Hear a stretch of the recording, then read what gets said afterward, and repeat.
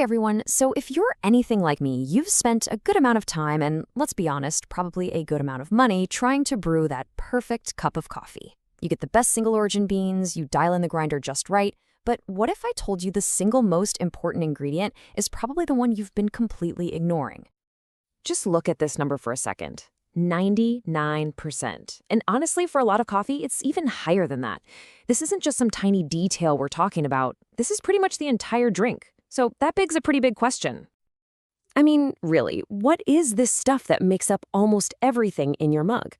You've spent all this energy focusing on the 1%, the beans. But what about the other 99? Okay, let's get right into it because this leads us to what I call the 99% problem.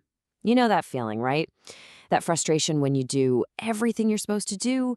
You've got the fancy gear, the amazing fresh roasted beans, and yet your coffee still tastes, well, just kind of meh.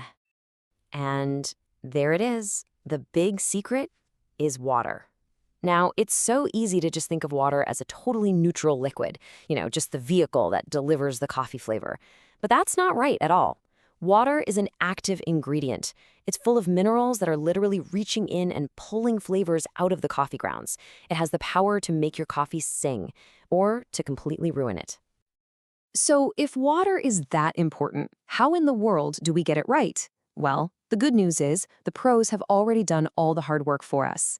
There is a gold standard for coffee water, and we're about to look at the official recipe. This standard comes from a group called the Specialty Coffee Association, or the SCA.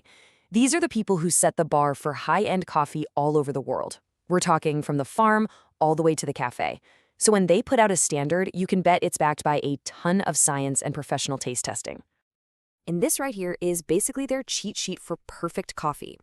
This chart lays out the exact targets for all the different things that make up good water. You can see ideal numbers for stuff like TDS, hardness, and pH. The target is the absolute bullseye, but really anywhere in that acceptable range is going to get you a fantastic cup of coffee. All right, I know that chart can look a little scientific, a little like a high school chemistry flashback, but don't worry about it. We're going to break down exactly what those key terms actually mean for how your coffee tastes. So first up is TDS. That stands for total dissolved solids. And really, it's just a fancy way of saying how much mineral stuff is in your water, things like calcium and magnesium. These minerals are absolutely crucial because they're the little workers that actually extract flavor from the coffee.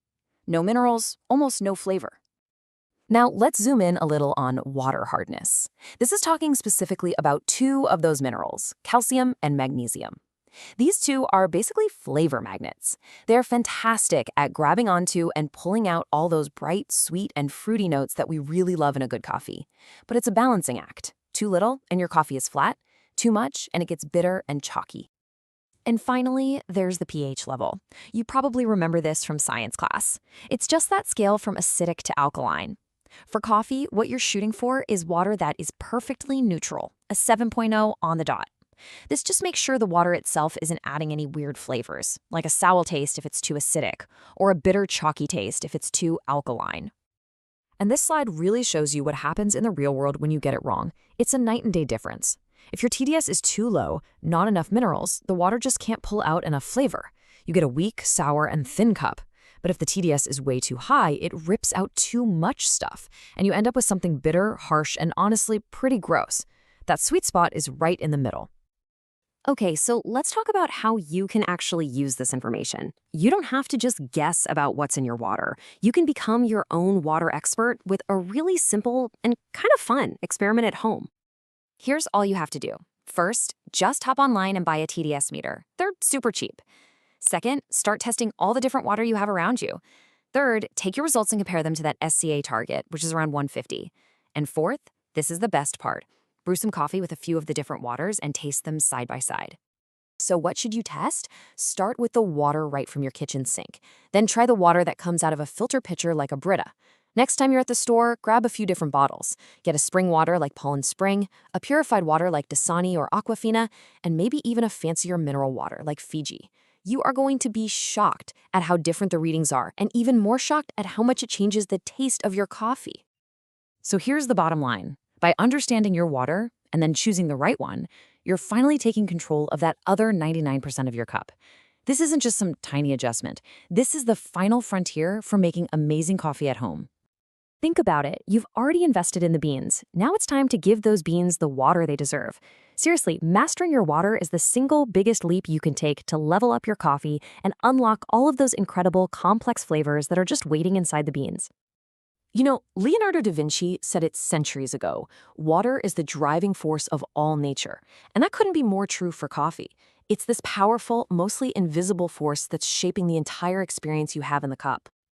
So the next time you go to brew a cup, I just want you to ask yourself this question. You found the perfect beans.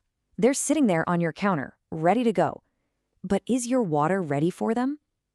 Thanks for watching.